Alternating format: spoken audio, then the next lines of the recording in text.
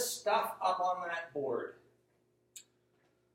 Yeah, it's maybe a bit daunting. Hello, my name is Dr. Tim Bowlby. I teach here in the music department at Lewis University.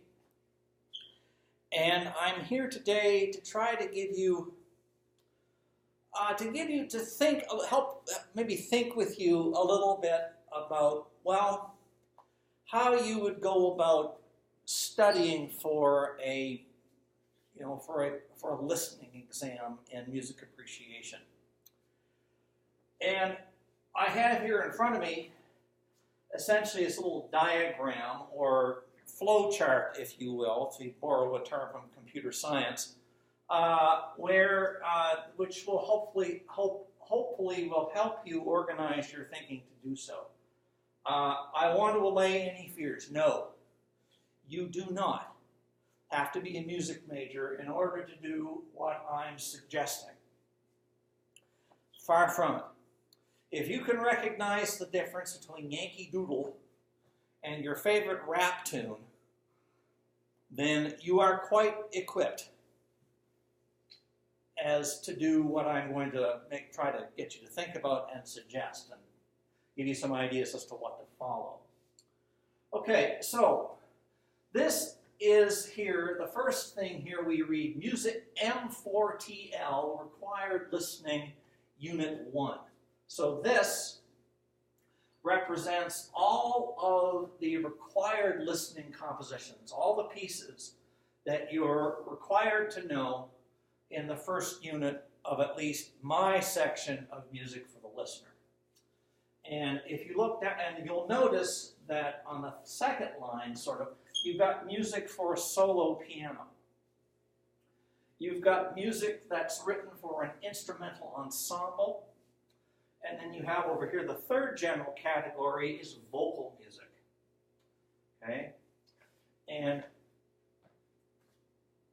under the solo piano category, we have Scott Joplin's Maple Leaf Rag, and we have Wolfgang Amadeus Mozart's Variations in C.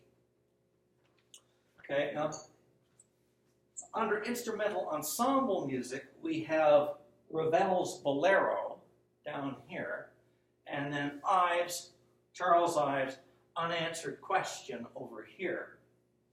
Okay, and over here, we have Charles Ives. We have two pieces by Charles Ives in this particular unit that you're required to know. Charles Ives, Psalm 90. Now, and I want to try to give you a couple of things to think about, and how you can decide whether what you're listening to is what. Okay, now let's think back to the Mozart and the Joplin. You probably noticed, and your teacher probably pointed this out to you in class, that Mozart, there's a recurring theme or melody in Mozart that goes da da dee dee dee dee dee da da da da da da da. Yeah, you guessed it. Twinkle, twinkle, little star. So your thinking should be this way. Aha. I'm hearing a solo piano play. So this has got to be either the Mozart Variations in C or Joplin's Maple Leaf Rag. Next thing, do I hear Twinkle, Twinkle, Little Star? And if so, yes, then it's got to be the Mozart. If not, then it has to be the Joplin. Okay, so that's the kind of thinking that you try to get you to adopt when you're studying for these things. Okay, now over here, the vocal, the only piece that you're required to know in the first unit that has voices in it is Charles Ives' Psalm 90. So if you hear a choir singing, bang, Ives, Psalm 90, right? Guaranteed right answers on your exam. But you can also notice that the Ives Psalm 90 is also also features an organ, and towards the end, it's got chimes in it as well. Those bell-like things, those are chimes.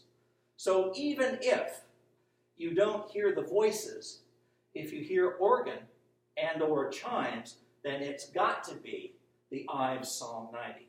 Has to be. Do you hear? So, vocal, all right, I hear voice, it's got to be Psalm 90.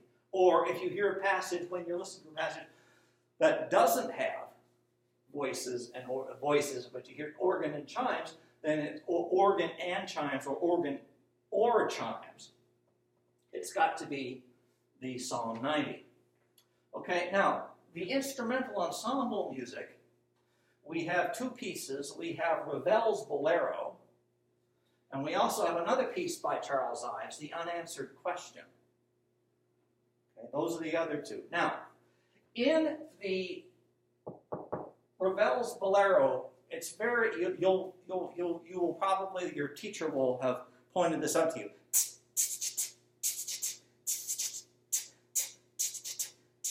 Right from the very beginning, the snare drum, and that rhythm goes through the whole piece. So if you hear that snare drum, then it's got to be the Ravel Bolero. The other thing that's good to keep remembering about the Ravel's Bolero is that it has a recurring melody,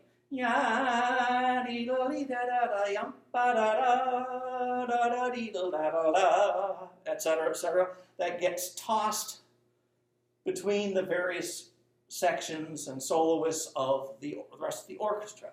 So if you hear that melody and dum, tick-a-da-dum, tick-a-da-dum, dum, right, it's got to be Ravel. Okay, so now if you don't hear any of those things, but you hear sustained strings or chordophones, in other words, a bunch of strings just sort of holding a harmony, right? And you occasionally hear a solo trumpet or an aerophone of the brass family, then you're also part of that. And also, there is another group of aerophones or wind instruments, particularly flutes and clarinets. There may be, flutes and clarinets definitely, right? So if you hear, and occasionally they'll interrupt, right? So the sustained string going on forever, right? And occasionally, a solo trumpet comes in like this and plays a few notes, and then occasionally, interruptions, right, on the other woodwinds, then that has got to be Charles Ives' Unanswered Questions. So you see that each one of the pieces in the 5-item repertoire for Unit 1 has characteristics about it that are dead giveaways, right? Orchestral, snare drum, recurring melody, bolero. Vocal, Psalm 90.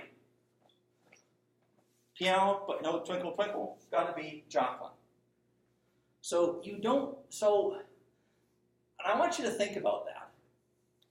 And I also want you to think, and I want to comfort you a little bit, finally, because some of the pieces that you're going to be asked to listen to and to recognize are going to be fairly long. And yeah, oh God, 10 minutes, no, you don't have to be a music major. All you have to do is apply this kind of thing to it. So later, when you're in the classical romantic period, when you hear orchestras going da-da-da-da, da-da-da-da, then that's got to be, there's only one thing that can be, and that's the Beethoven. So it's the aspects of the piece, the characteristics, the underlying, the identifying things, features of each piece that you should be listening for. Figure out what you're listening for, and then go looking in your listening. Anyway, there is my sort of breakdown for my Unit 1, and I hope that this has been helpful to you and that this may have allayed any fears or nervousness that you may have about the challenge of recognizing and mastering some of the repertoire of some of the greatest music ever written, because this stuff is worth getting to know. All right, thank you very much. I'll see you later.